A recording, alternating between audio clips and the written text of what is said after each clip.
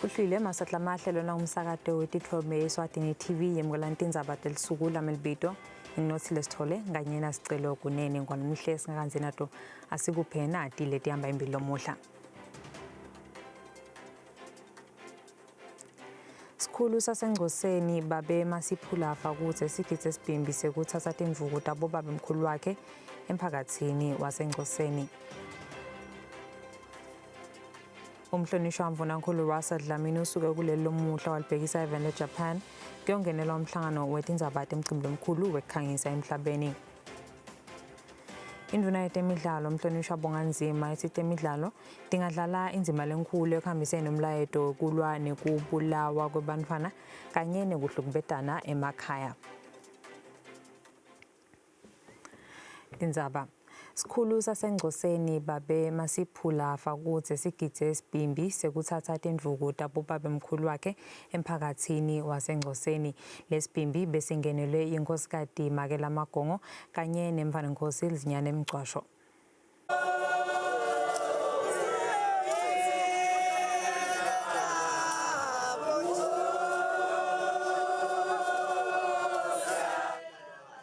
Lolu abekade kulusuku lolugcwele tibusiso naloluphuphuma injabulo emphakathini wasengcoseni.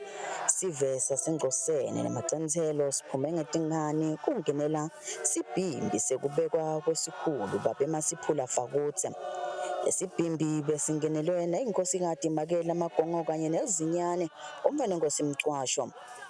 Labanye bebakhona bekuba mfabenkosi nesigodlo.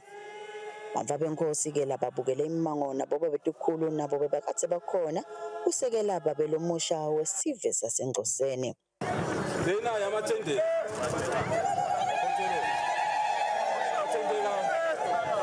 indlu wathatha kundaba ezimo nje putusi kancane lena landaba ezimo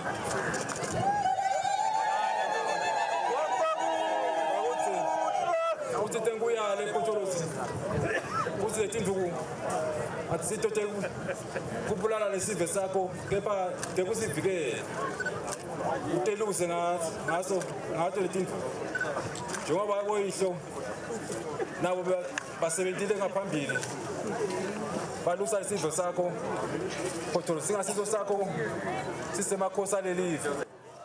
Sive besikathe sivunulile sinothile impela ingoma nalo nyawo bekukathe ukhomba yona inhlokoto lesinalo ngalelanga elikhulu nalelimcokwa emabaleni emphakathini ngendasi kwesibaya ugidwe tingoma letihambelana nalo lelanga leli letichaza kabanti ngekubekwa kwababelomusha.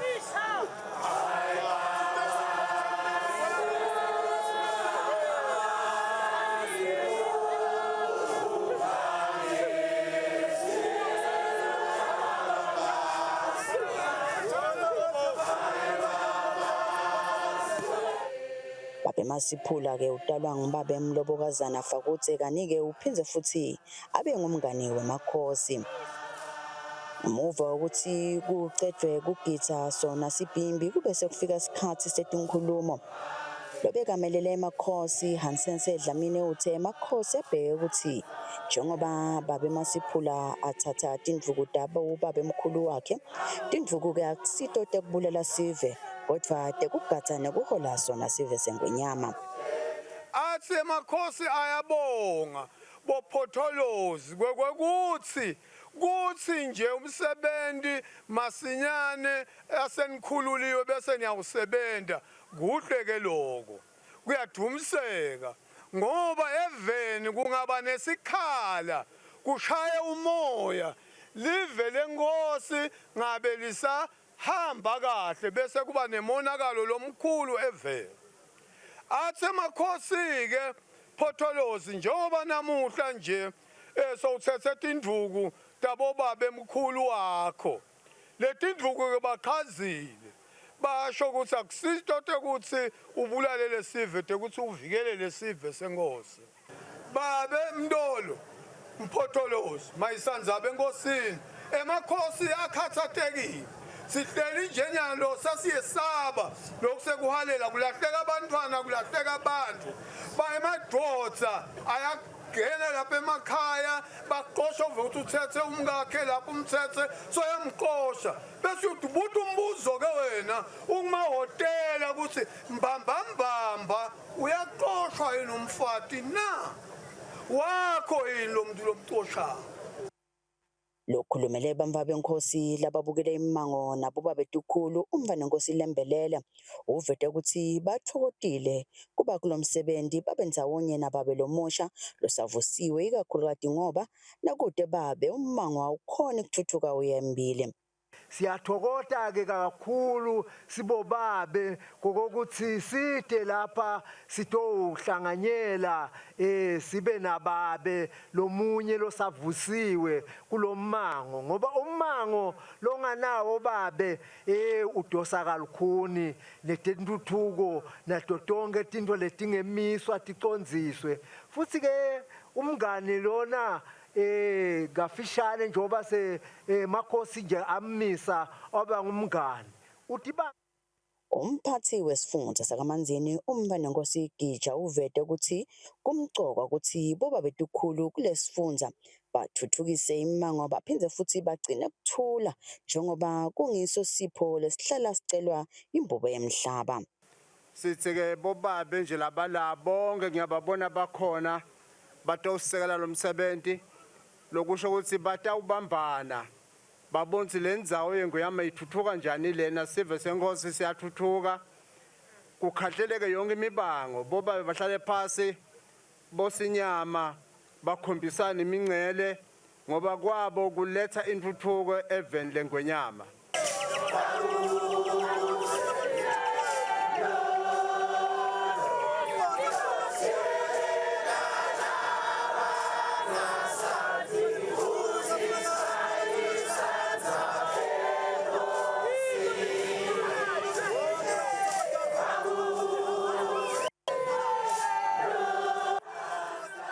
Sibhimbi ke sigidva kanye ekuphileni nasekakhona babesikhulu ekusho kona ukuthi usigidza kanye kuphela. Etindzabeni kubika Pholile Maziya, Anathabiso Dlamini naSambulo Masuku eNgcoseni. Umhlonishwa mvunankulu Russell Dlamini usuke kuleli lomuhla walibhekisa edolobheni le-Osaka eveni le-Japan kuyongenela umhlangano lapho kwetawube kudekwa khona tindzaba temcimbi lomkhulu wekukhangisa emhlabeni lotawubanjelwa khona eveni le-Japan kulomnyaka. Mvunankulu usukele esikhumulweni setindiza iKing Mswati III International Airport. Siya emhlanganweni we-Expo World Expo lo mhlangano ke siyawube umhlangano lomkhulu lapho sitabe khangisa khona live la kaNgwane sitawu khangisa ukuthi sikhulise ke tekuvakasha i-tourism letidive sitawu khangisa ngayo i-culture langako tindlu bantu labangeta batibuke event siphinde sengce lapho sibe nemhlangano basomabhizinisi lalapho sitawu khangisa khona ukuthi bosomabhizinisi bete batawuqala imisebenzi eveni imisebenzi lemkhulu letawube seke seyakha ke ukuthi kube nemisebenzi ize futhi nemnotho omkhulu sive ke sitawukhumbula ukuthi emuva belulunyenti lusito loluqhamuka emaveni angesheya ukhanze ukuthi kuthi lusito lesilibona kungathi lusito lwamahala kepha ke kulesikhathi lesesiphila kuso kuyabonakala ukuthi usito lwamahala selushabalele nyalo kufuna ukuthi ke live litimele ngeke ukuthi ke likhange imisebenzi lokunye ke lesikhanga ngalo ukuthi bathi bantu bangasheya ukuthi nawuthi kutawuqala umsebenzi lo mkhulu eAfrica ungethe kutoqala eSwatini ngoba iSwatini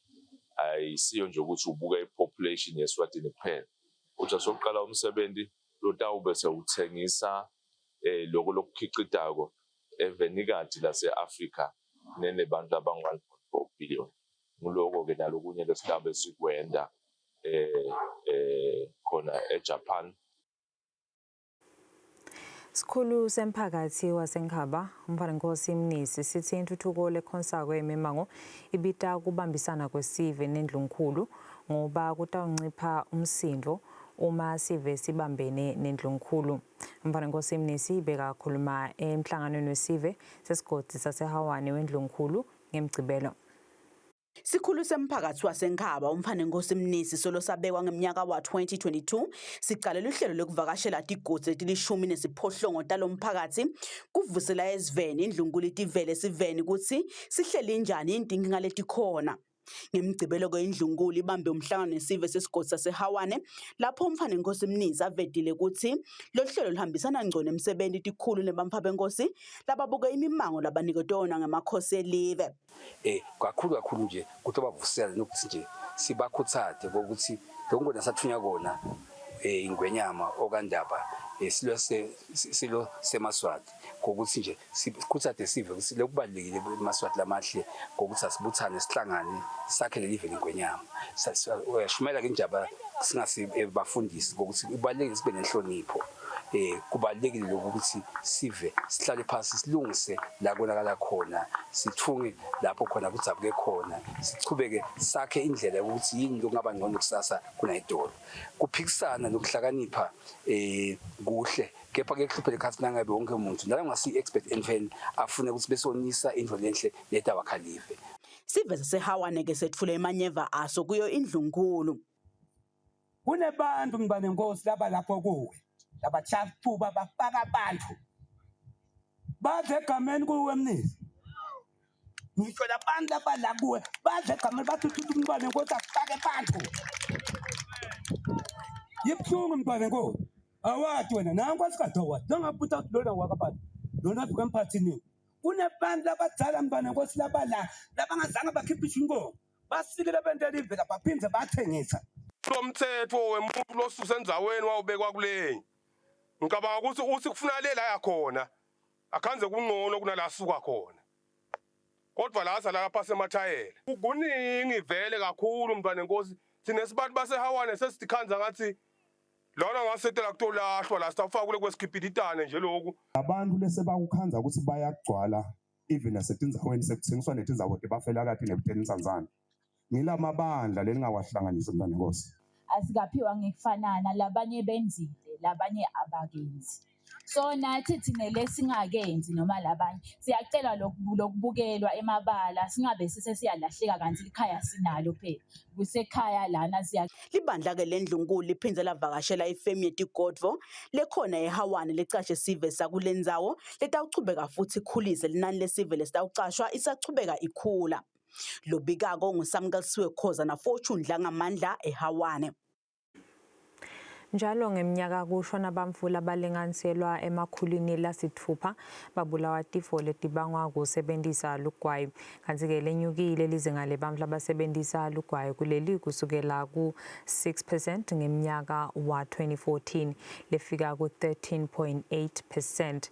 Lokuvetwe ngolobuke tinhlelo tetifo letingathathelwana etiko letempilo Vusi Shabangu ngesikhathi yakhuluma ngelilanga lakamhlaba lekukhumbuta ngebungoti bekusebenzisa lugwayi i-World No Tobacco Day. Olotenyuka khona singabuka ukuthi 2014 silendilo licwaningo evela eSwatini belisinika inombolo ukuthi labasebenzisa lugwayi balinganiselwa ku 6%. Nase siphinza ke 2024 senta lelicwaningo sabona ukuthi inombolo tinyuke kakhulu nyalo setikhuluma nga 13.8% sekufaka bonke abantu abasebenzisa nje lugwayi ngendlela lehlukene ngaba kusiyalibhema noma usebenzisa snaf noma ke usebenzisa lethe khona tanyalo bo vape nabo hub tonke lapho kepha nje lenombolo letithi ubhema nje lugwayi kuphela general tithi 11% isukile 6% daya ku 11% lokho ukuthi tikhule kakhulu lenombolo abantu abasebenzisa lugwayi evenda seSwatini kanti nawubuka naloko ukuthi eSwatini lokusebenzisa lugwayi ungoti babo buvakala kanganani ngeminyaka kuyabekiswa ukuthi silahlekelwa abantu labanganga 600 ngeminyaka macondzana nekusebenzisa nje lugwayi letifo letiningi letakhiwa lugwayi ikakhulu letifo letingathathelwana tiyabonakala ukuthi tiyayithatha impilo yabantu abaningi kakhulu nasevenda seSwatini kusukela kule minyaka le-18 nje kwenyuka kuhamba uyofika lapha kubo 60 vele labantu babonakala balisebenzisa ligwayi kepha ke nawe uya lepo 60 kuyabonakala selinombolo bese tiyenta sakuncipha kulabantu abadzala isikhathi lesiningi lothola ukuthi labanye vele sebayagula phela labanye vele babe sebabona ukuthi cha kufanele bayekele kepha nje kulala abasha kubonakala leli sasasa liningi njengoba inkampani nyalo ibheke encamashiko ukuthi thathe labantu labancane tibafake kubasebenzisa kuleli gwayi balibheme leli gwayi badoba nemakethe leningi ngiko nje lo nyaka sithi sicubulo sithi unmasking the appeal ngoba leli gwayi leselivela nyalo seligwayi lelakhiwe ngesimanje manje lento yokuthi bantu labasha batolihawukela kakhulu kunanaba bo-vape labafake tithako letithito netinanziso kokuthi kunukelele mnanzi kubonakale futhi kuphatheka lula lokunye kwendeke kwaba ngathi ngiyipheni yekubhala lokunye kustika iflash ukuthi akhona lo muntu akukusebenzisa phinze akusebenzise abheme ngako so dineng lemikhicito lekhona mayelana leligwayi lese yendiwe yaba yesimanje manje yohawukelwa abantu labasha kuze babe banengi labasebenzisa leligwayi ngiko nje inombolo sitibona tenyuka ikakhulu kulabantu labasha labasebenzisa leligwayi. Ummeli losacokotsele Mangaliso Makagula lophinza abe ngumengameli wenhlangano yabameli kuleli iLaw Society of Eswatini sewuphumile esitokisini. Lokhu kulandzela ukuthi ngalesihlanu lijaji lenkantolo enkulu Titus Mlangeni limphole anelicala lekutselela inkantolo. Ummeli Makagula bekakaza sesitokisini esitwashini kani uphume bese kuyoshaya insimbi yesihlanu Ntsambama namuhla ngemgcibelo. Lokuphuma kwakhe kulandzela ukuthi bameli bakhe ngalesihlanu ekseni bafake isicelo sekubuketwa kabusha kwesijubo selijaji lenkantolo lenkulu Mlangeni ngenqubo yetinkantolo etindzabeni tema-civil matters. Uma umuntu sekafakwe isicelo sekubuketwa kabusha kwesijubo senkantolo lenkulu lesijubo sibe sesiyamiswa asisasebenzi. Kungako-ke ngemgcibelo ekseni tihlobo labasebentana nemmeli Makagula bavukele esitokisini esitwashini lapho bebayofuna timphendvulo tekuthi akakhululwa leni Makagula. Labavelana naye bebathi lokugcinwa kwakhe esitokisini akukho emthethweni ngenxa yokuthi bameli bakhe bese bafaka isicelo sekubuketa kabusha lesijubo selijaji Mlangeni. Lokubekwa kwaMagagula lelicala kusukela endzabeni lebeyisolo isembi kwelijaji lefaka ekhatsi iGulp Eswatini kanye neNcama Investments. Sivele sitiphilisa ngemabhizinisi lamancane emankayane sithi kuhlanganyela ndzawonye bathengise imikhicito yabo kubanika umdlandla wekhicita kakhulu kude bacoshe ekati yetiko. Labo somabhizinisi bebacocisana netinsathela lomsakato ngesikhathi lidolobha lasemankayane libahlanganise ukuthi bathengise imikhicito yabo edolobheni ngekulungiselela umcimbi lomkhulu wesifundza lowatiwa ngelemanzini Regional Day. Le makethe lehlelwe kuleli dolobha lasemankayane ibanjelwe esitaladini sasesiteshini semabhasi Lilanda Street lapho khona bosomabhizinisi labancane bebaphethe imikhicito yabo lefaka ekhatsi imisebenzi yetandla, imfuyo kanye netilimo letihlukene. Meya welidolobha lasemankayane Bongani Dlamini uthi leli dolobha limeme bonke labenta imisebenzi yekutiphilisa kuletinkundla letakhelene nalo kuthi batokhangisa ngemkhicito wabo. Nasenda lo mcimbi lona sikhipha abantu lamakhaya labanetintfo labanemakhono lebawatiko lebangati ukuthi lokhu lebakwendako bangabe sebakuthini. Nasibaletha lapha ke sibanika lithuba lokuthi bathole abantu labatawuthenga tintfo tabo baphindze bakhe budlelwane lokutawuchubekela embili nalabo bantu labo. Kani futhi njengelidolobha siletha labantu la dolobheni ngoba umnotho welive uqala edolobheni. Labantu ke nabeta la dolobheni abagcini ngalokuthenga letinto letikhona la babese sebaqala sebabukana letinye izinto sebathengela nalabanye abantu lebe bangeke bathengelwe kuba akukho lokhu la. Basomabhizinisi labancane bathi lo msebenzi ubavulela emathuba ekuthola emakhasimende lamanyendi. Kuletha abantu labehlukene babone imikhicizo lehlukene and basithengele. Nawungabuka nje sengilayilashile khikhini. Sengiphetha nje impela sengale kwe1000. Sengisa sihlahla selfruit sihlahla sekuhlobisa ekhaya Sicale nje nathi sihlobo sekhaya but sabona sikunempilo ezisinato ekhaya ihlahla. Tetimbali tisinika impilo ngoba tisinika umoya loehlukile kunetihlahla letinye. Limqoka kakhulu lingipromota kakhulu ngithola ama-customer abe maningi kakhulu. Ngiyakhona ku-advertise ukuthi yini into lengiyendako sengisekhaya ngoba nje sengihlete ekhaya ngipensheni ngidela ukuthi keeper busy so ke kufuneka kube labantu batawukwati ukuthi ngakha ini ngitholakala kuphi. Bengiphethe inkukhu leti ngiteti setiphelile sebathengile sengendela nje ukuthi abantu labadala babone ukuthi bengithengisani sekude lenginabo. Lilanga lemanzini Regional Day lelibanjwa njalo ngeminyaka lamanyetelwa ngumphathisifundza sakaManzini Sikhulu uMthana Nkosigija kuthi liyawubanjwa ngenyanga yaKholwane kulosetulu. Kubika Mbongwa Dube naNompendulo Shabalala eMangayane.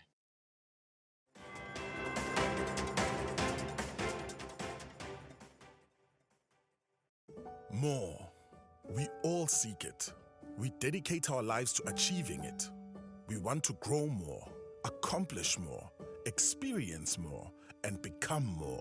This relentless pursuit drives us to innovate and improve. It's why we push the boundaries of what's possible, making today's dreams tomorrow's reality. Partner with a bank that sees beyond the possible and positions you to achieve more. Open an enterprise banking account and take your business to the next level. From startup to success. Because with Standard Bank, there's always more.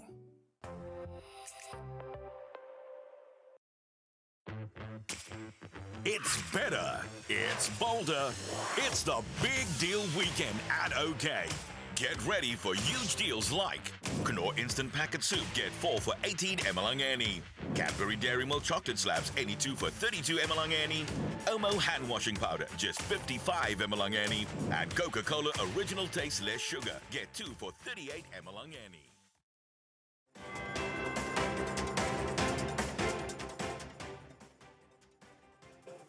Leti tindzaba tensimbi esikhombisa kuso sibuko semaswati sesichubeka nato emaphoyisa athi isimo sekulahleka kwabamfana sisengakabi nguleso lesiphumile esandleni. Emaphoyisa agcekane sento semaswati lamanye lachubeka nekusabalalisa sithombe semfana waseSiguduma eJericho tifezile gwebulo neminyaka lengu-8 budzala lotholakele ajujwe inhloko bente kungathi ngumfana lomunye noma ke losanza kulahleka. Singamaphoyisa siyaconza ukuthi sibe nesimo even la kubonakala kulahleka kwabantwana kakhulu kade balanzelana njengaloku siyawukhumbula ngebantwana labathathu labalahleka eSpiki kwaba nemfana lolahleka eHosiya kwaba nemfana lolahleka kuMathapha singete sakhohlwa ke nanga lababili abagcina batholakala emotweni lokwendeka ukuthi kube nekungathi kukhona simo lesichubekako lesentekako ngakhona kubantwana. Sithi ke sive asisicinise emadvolo simaphoyisa ngekuthi letimo noma tona tingabi ngiletinhle kepha atikaphume esandleni. Singemaphoyisa solo sikhona kangangoba nje kuletinye taletindzaba sevele bomsolo abakhona lababukene nalawo macala aloko lokwendeka. Kuletinye futhi tigigaba kuyabonakala ukuthi kwaba kufa ngalenye nje indlela akubanga ukuthi umfana noma loyo muntu lotholakala kuSonthiwe yini. Lese sikubona ke sengiloko ukuthi wonke umuntu ngathi nje seyindlela yekudlala negiya ukuthi nakusekakhanuka nje uthatha sinye isithombe kakhulu kathi salomfana waseshiselweni asifake ku social media bese uyamemetela ukuthi sekunalabanye labalahlekile kuphi lena siphuma sigijima singemaphoyisa sikhanze ukuthi kude umbiko lo njengaloyo. Siyacela ke ukuthi sive asikuyekele kuthusa abantu asiyekele ke naloku ungahloniphi njeke phela lo mfana bantu unebanikati akangabe senje soyambimbiswa sinoma kanjani enzabeni lengasilo neliciniso. Nekugcizelela ke kubatali siyacela ukuthi lisovele alanze kakhulu ukubuka bona abantwana ukuthi baphephile yini. Nyalo sikhuluma kune bushfire uthola ukuthi labanye abantwana sebabaleke nje emakhaya baye ku bushfire asitenedise tonke indlela nekulandzelela tincingo tebantu bethu ngoba i-social media nayo yasifaka sandla ekutheni umfana bese uyaphuma ekhaya ukhangwa ngilokuthide lokutrenda kokubo social media. Siyacela ukuthi kube nekubambisana konke lokho. Njengaloku umcimbi we-MTN Bushfire ungena elangeni lesibili namuhla sive lesinye lesingenele lomcimbi sithi lo mcimbi usita kushiyelana lwati ngebuve kanye nemihambo yemave lahlukene njengaloku sive lesingena lomsebenzi sivela emhlabeni wonke jikelele. Lesive sithi sikuthabela kakhulu kuba kulomcimbi bathi kulomnyaka lotako batawungenela lo mcimbi. Lesive sikusho lokhu ngesikhathi sicocisana nalomsakato. I am having a good time and I'm bringing my fire again next year.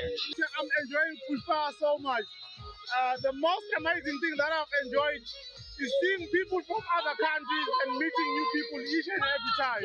I came all the way from Zambia to experience the Swazi culture, and it's a great experience that I've ever had. I even lost my voice from all the screaming and shouting because it was a fun event. I can't wait to see what tomorrow has in store for me. Oh man, Bushfire was crazy, man, especially the performances. I enjoyed Zingumalo, KO, and also Oscar Mbo. It was crazy, man. And those different cultures, man. Swaziland is pushing. I really respect that, man. Welcome to eBet. We are thrilled to share that we now accept card payments, making your deposit process quicker and more convenient than ever. Join us today at www.ebet.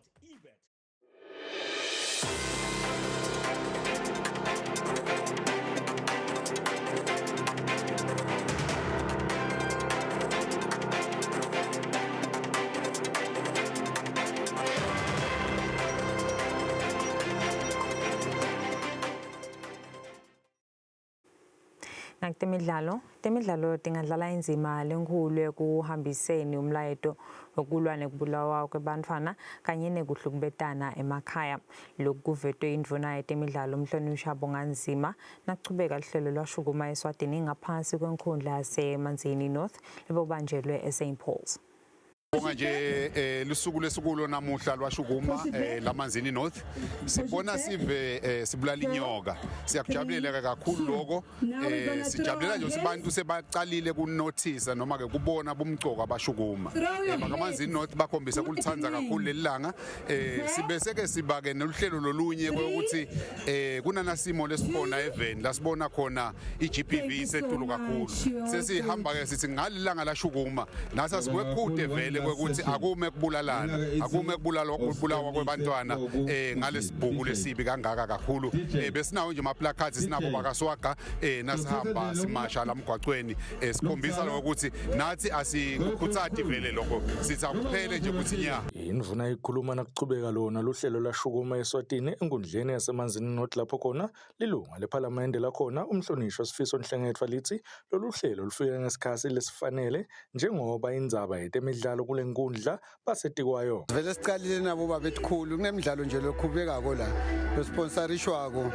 sponsorishwa inkampani lengeke ngichazisa kuyisho kepha nje siyabona ukuthi inkampani bathi tasisukume batasisekela kuze abantu batobalekela nema-drugs kuze nebantwana batobaleka naloko ukuthi bagcine sebangenela tintfo letingasiko kahle sive sakhona eManzini North sibonakala sijabule kakhulu ngalo luhlelo lashukuma ukuthi lute kule nkundla jabule kakhulu ukuthi nathi basikhumbulile bakashukuma Ngijabulisa kakhulu phela abantu abami jabule kakhulu ngiyaqhubeka ngoba vele nale kashukela bathi ngibonjima into njengoba nisho ngijabule kakhulu kusita kakhulu kuyasita sesigugile singena kunebantwana labancane lapha nje nginemntukulu wami naye utowushukuma inhlanganiso temidlalo lebetikhona kutofundzisa tifake ekhatsi umdlalo wesibhakela ijudo idraft amadarts volleyball cricket techball kuleminye lobikako uLinda Dlamini anazitsile Thabetse eManzini North kaManzini. We are thrilled to share that we now accept card payments, making your deposit process quicker and more convenient than ever. Join us today at www.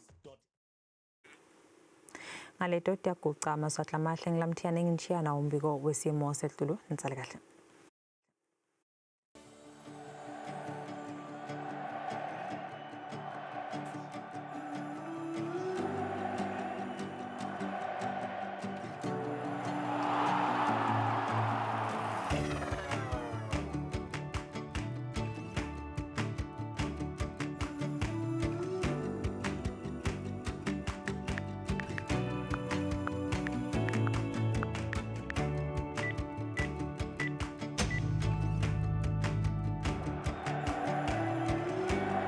when your electricity unit run out. Think Momo. For a more convenient and safe way to make your money move, think Momo. Use the Momo app or dial *007#. Simo selitulu nilethelwa baka MTN Business. Noma simo selitulu sinjani, i-MTN Business ikhona kusita ibhizinisi yakho.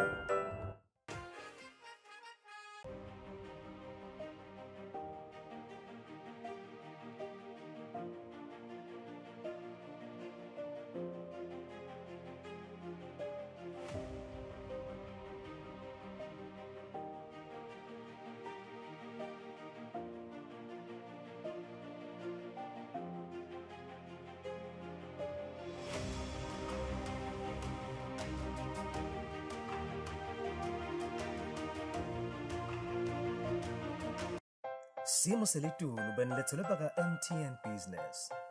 Noma simo selitulu sinjani, i-MTN Business ikhona kusita ibhizinisi yakho.